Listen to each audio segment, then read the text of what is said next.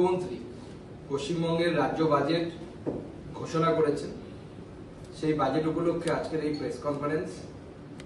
এই বাজেট যদি আমরা খুব ভালোভাবে দেখি, এই বাজেট একটি দিশাহীন এবং অন্তঃশ্বাস শূন্য হতশ্রী বাজেট। পশ্চিমবঙ্গে যে মূল সমস্যা, অর্থাৎ পশ্চিমবঙ্গের শিক্ষিত বেকার যুবক, তাদের কর্মসংস্থানের কোনো দিশা এই বাজেটে কিন্তু আমরা দেখতে পাচ্ছি কোথাও কিছু নেই। আমরা দেখলাম মাননীয় মুখ্যমন্ত্রী ডিএ বাড়ালেন।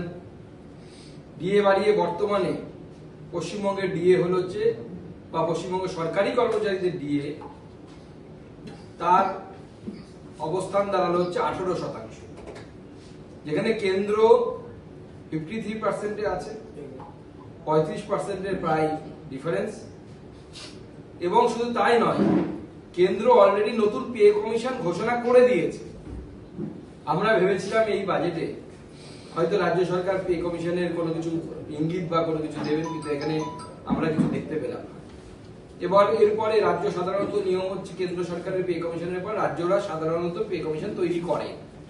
তো কেন্দ্রের পে কমিশন হওয়ার পর রাজ্য যখন পে কমিশন তৈরি করবে তখন ডিএ আবার নতুন করে অ্যাড হয়। কেন্দ্রের ক্ষেত্রেও ডিএ নতুন করে অ্যাড হয়, 0 থেকে শুরু হয়, 4% বা যেরকম দেওয়া হবে 10% সেই অনুসারে শুরু হয়।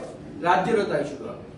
কিন্তু এই যে স্প্যানটা, অর্থাৎ জবে থেকে এই পে কমিশন চলছে, বর্তমান পে কমিশন চলছে, তাতে কিন্তু আমাদের রাজ্য সরকারি কর্মচারীরা, শিক্ষক অশিক্ষক কর্মচারী, তারা কিন্তু দিনের পর দিন বঞ্চিত হয়ে থেকেই গেলেন। সেই বঞ্চনা কিন্তু আর মিটল না।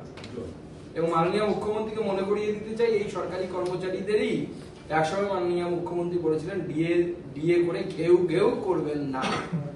তো সেই জন্য মনে হয় যে 4% ভিক্ষা একটা ছুড়ে দেওয়া হলো কোন রকমের সরকারি কর্মচারী এবং শিক্ষক অশিক্ষকদের সামনে।